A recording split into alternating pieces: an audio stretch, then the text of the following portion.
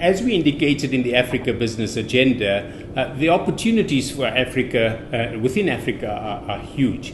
But with all these opportunities, there's always risk. Now, we asked the CEOs across Africa, these 301 CEOs that we interviewed, what was their perception of the areas that they were struggling with, and what are they concerned about? Skills, availability of key skills is a big one for them. Bribery and corruption seems to come up quite a lot. The cost of energy across the African continent is a huge one that's of importance to them. Inadequate infrastructure, is a very key one, because you can have all this product and develop the product, but if you can't move it out into the market, if you do not have harbors, if you do not have infrastructure around that becomes an issue. Another area that they're quite concerned about is the increasing tax burden across the continent, and particularly in terms of the certainty of tax regimes. I think CEOs want to know, they don't mind paying the tax, but they need to know that there has to be dark lines in terms of establishing what is the basis of the liability. Now, having said that, CEOs are also very cognizant of these risks and taking that into account in terms of their risk management strategies. They are investing a lot more time and effort in terms of developing appropriate risk management mitigation strategies to deal with these issues. For example, in the area of bribery and corruption, a lot of work is being done in the area of supply chain to make sure the processes are robust, that the organizations don't go down that path. I suppose the question also comes up is that what is the role of government and what is the role of CEOs in this space? And we asked those questions.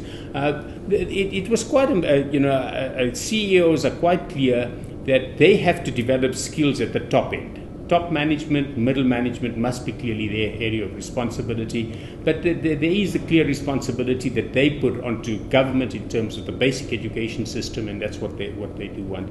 Workforce health is something that CEOs are willing to take on to make sure that the employees remain a healthy workforce.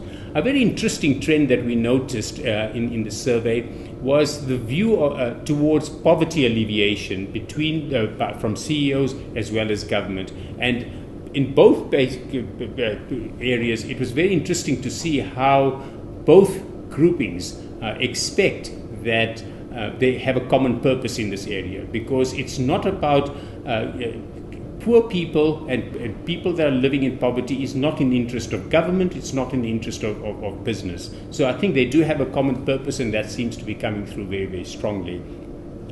They do expect government to deliver on infrastructure. I think there's a clear indication that they are delivering on infrastructure, but I suppose it's the pace at which this is all being rolled out is still a question as to what's happening in that area.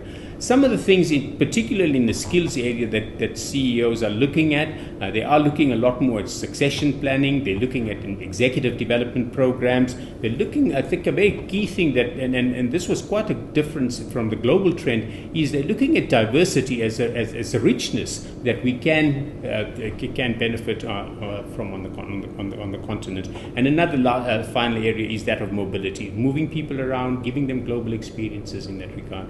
I think one of the challenges that CEOs are facing in this space is kind of trade blocks and all the regulations that exist and the highly regulated environment in terms of mobility and moving people around.